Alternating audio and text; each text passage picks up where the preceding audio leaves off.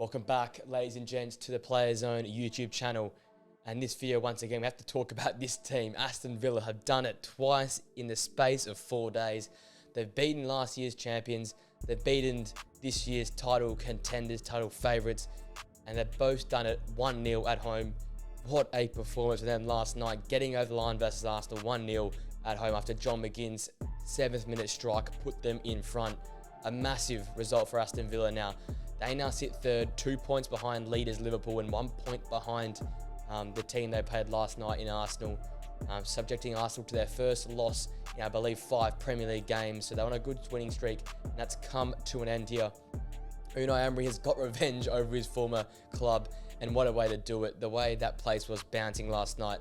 They are playing some very solid football, easy on the eye versus some teams, but last night it was a different Aston Villa. We haven't seen that same sort of grittiness and defensive authority for them this season, but we got that in this game. You look back to the Man City game, they basically played them off the park for all 90 minutes, stood out, chances galore, denied City chances, got at City, pressed them high, played well in possession.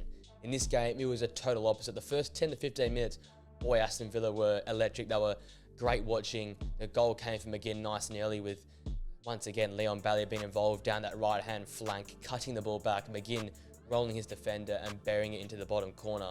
But after that, it was all Arsenal. Ødegaard with 3 or 4 chances in this game to score goals. Had a goal for Bukayo Saka, who was eventually ruled offside. Kai Havertz thought he bundled the ball in the back of the net to equalise in the 90th minute. He'd handballed it. There was a penalty shout against Douglas Luiz inside the box as well. So Arsenal had their fair share of chances. But in terms of chances created, I think it was 9 for Arsenal to 6 for Aston Villa. There was 10 shots to 12 as well. So it wasn't a ridiculous sort of stats discrepancy that Aston Villa didn't deserve this result. They played some great football in this game. They played on the counter-attack at times. They were solid at the back, and they absorbed a lot of this Arsenal pressure. And I think to touch on Arsenal quickly, they just didn't have that cutting edge, that killing blow in them in this game. We looked at them in the past few weeks. They've struggled, as I said, to get out of second gear, but they're getting results over the line. And as much as they can look like champions playing that style of football against these bigger clubs like Manchester City, like Liverpool, and like Aston Villa has to be included in there now, you've got to be a bit better than that. You've got to get out of second gear. And when you're slow in the final third and when you're missing shots like Martin Ødegaard had, and you're not capitalising on chances and not having that cutting edge, that final pass, you're going to fall short in a lot of games. And despite the chances they created, they just didn't look like they're going to score a goal in this game. And that's been, roles reversed, because in previous weeks, it looks like Arsenal have been so good defensively that they will never concede. But in this game, it was Aston Villa who took on that role. And now in the space of 4 days, they've beaten the 2 top teams in the Premier League and played 2 different styles of play. And that's all props to Unai Emery and this unit that he's got here. They're playing an attacking style of football when they need to. They get in behind, they use the flanks and the pace. But in these 2 games here, they've played more century, they've used the midfield areas, they've overloaded in terms of defending the wingers of both teams that are so talented, and they've grinded out here, and they played aggressive, expansive football the day before. So it goes to show that Unai Emery's tactical ability is up there with the best. I've always rated him as one of the top Premier League managers, and he's showing me right now that he's got that in his calibre. I think really unlucky the way it ended with Arsenal, but the way he's doing it here with Aston Villa, 15 wins in a row at home, ridiculous sort of effort there.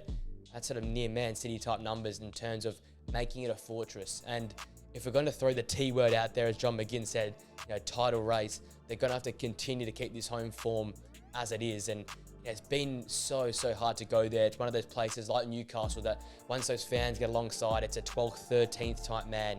In the way they pump the team up, they get energy in that ground, and all things start going Villa's way. And as an away side, you just feel like you don't have much time on the ball. You feel pressured.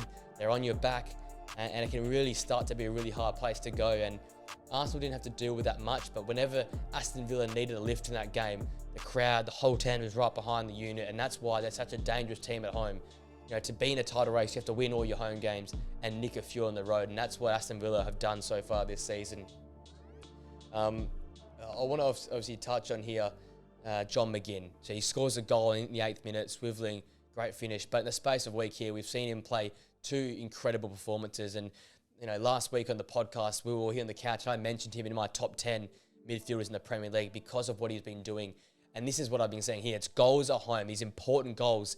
He's played an incredible performance versus Arsenal here with a goal. But then earlier in the week versus Manchester City, a different type of performance.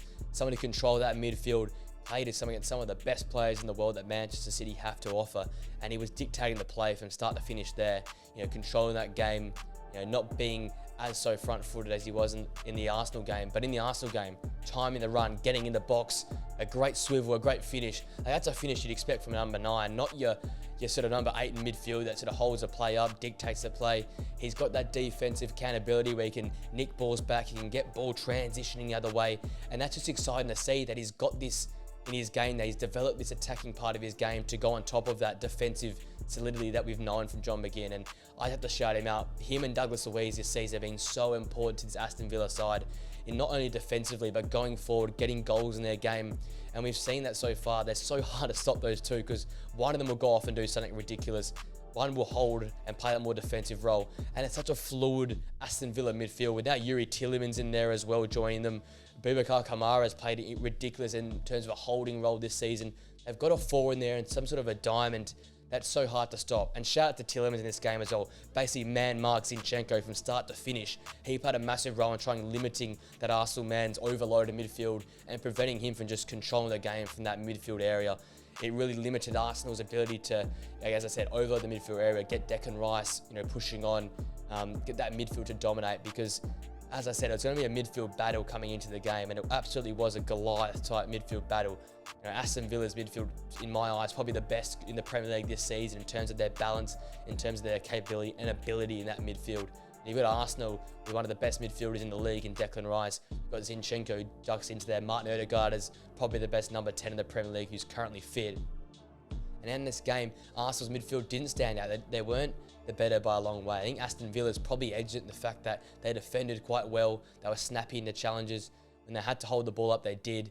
It wasn't their best game, but I still reckon they edged it. And that just goes to show how important this midfield is for this team.